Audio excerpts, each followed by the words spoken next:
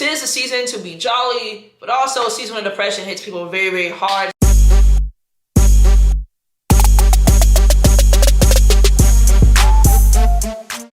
Yo, what's good? Welcome back to Morgan Blue's channel.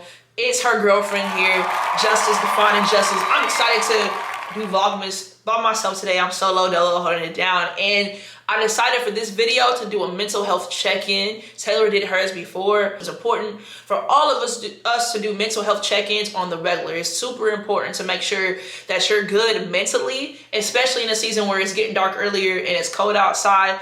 Depending on where you live, it's getting colder out here in California. I do realize being in Southern California, we have better weather, but still, seasonal depression hits us all. So I'm gonna ask myself 5 questions just to make sure I'm good. Without further ado, make sure you subscribe, like, comment. Let us know what you want to see, what content you want from us, and we'll deliver. All right, let's get it started.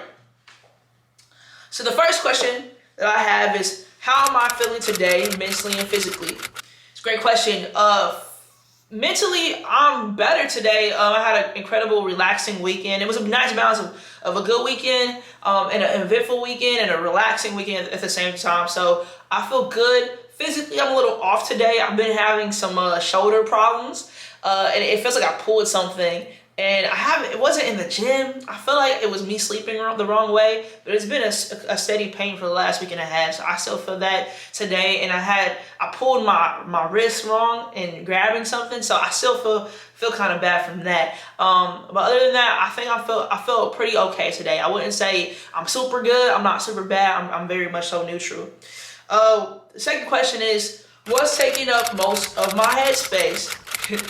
Man, if you know me, if you're a friend of mine or a family member of mine, you know that I be in my head. Just ask Taylor or Morgan. She'll tell you that Justice stays in her head, and she oftentimes brings me out. But I think what takes up the most of my headspace right now is a game plan of what I'm going to do out here in this new area with my poetry. I need to start performing more. I've done a lot of work. I worked on projects from a business side of my poetry, but I need to get on a stage. I need to feel the exhilaration of seeing the audience and getting them hyped up with what I say. I haven't done that in a while, and we're still getting settled into a new city. It's been like 7 months now, and 7 months is a long time, but it's not really. So we're still kind of finding our way. So that's what's been taking up my headspace, is my poetry. How do I get that out there in a new city? How do I perform more and create that balance of behind the scenes works, but also in front of the mic? So that's what's been taking up my headspace. When did I last eat a whole meal?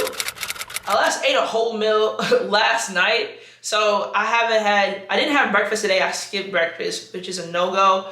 And I had a little bit of lunch. I worked a lot today, so I didn't really eat a full meal. So tonight, after I make this video, I'm probably cooking for Taylor and I to eat something tonight. But definitely it's important for us to especially eat breakfast. I know a lot of people skip breakfast, and it's not really the best way to get your day started. Even if you're not hungry, you should eat something. It gets your metabolism kicked in and running. It helps you focus throughout the day, and even grabbing a small lunch, even if it's not a full meal, a snack helps. So the fact that I skip pretty much both meals is not good. So, am I tired? The answer is physically no. Mentally, I'm a little tired. Like I said, I worked today, and so it had me thinking a lot and engaging a lot with people. So mentally, I get kind of tired, which sucks because at the end of the day, I try to engage more with whether we're building content for YouTube or TikTok, or I need to write a poem, which I have a couple of poem projects. I have 3 projects right now that I need to work on, and so when I'm mentally tired, it's hard to think of something creative to write about. I feel uninspired at times, so I am a little mentally exhausted. The last question is, what will I engage in today that will bring me joy? It's a Monday, so this is hard. Tonight, I'm really looking forward to Taylor coming home. Typically, when we eat, we have a glass of wine or champagne, and we unwind together, and we watch a favorite show. Now, we finished the L Word, Generation Q. We finished the 2 seasons that were available on Amazon, so we'll probably need to find a new show to watch. I heard the Kevin Hart show, was it True Story? I heard True Story on Netflix was pretty good, so we'll probably start a new show just to kind of unwind and like just relax together after a long, hard day in the office. So yeah. There's that. With that being said, those are the 5 questions. See how I struggled to answer some of those and the things that I answered poorly at? When we check in on a weekly basis, on a regular basis, it's easy to kind of pinpoint those areas of weaknesses and strengths and keep doing it and change up your routine. With that, I do want to give some quick advice on how to manage seasonal depression. I don't necessarily have seasonal depression, but I do have these like waves of where I'm depressed, when I'm battling with depression, I'm really in my head. So it really doesn't come every year at the same time, but it does come to me, and this is what I found valuable in kind of working through that. The first tip is to set up a routine. It's really important for us to have a routine that we stick to, because it holds us accountable when we don't feel like doing anything. Taylor and I, well, I'll speak for myself in this video. I need to do a better job at being disciplined around my routine, and then putting it on paper. So typically I like to have a morning routine where I go to the gym and I do devotion. So I, create a space for my spiritual well-being in the mornings, and then I'll pray with my grandma, I'll go to work, come back home, typically eat dinner, hang out with Taylor, and then write poetry. And I want to incorporate reading 30 minutes before bed at night. I haven't done that yet, but typically we need to have a routine. Like I said, I just listed out some goals within my routine. It's super important. That noise in the background, by the way, you might hear it in other videos. It's our air freshener, so we might need to think about getting a quieter air freshener, but that's what that is. All right, so a routine is my first suggestion. And the second one is spending some time outdoors every day. It sucks because it's cold right now. We live in California, so it's not that bad, like I said. But even if it's just getting in your car and driving around, sightseeing, we get our natural energy from the natural resources around us. So whether you can go on a hike, or if it's too cold to walk outside, just drive around, see some great nature, just be immersed in the planet around you. I think that's important to do at least 10 minutes of that every day, if you could. And not just on your commute to and from your work or your parents' house. Just, take a different route to see something different. This third thing is set regular times for a few key activities.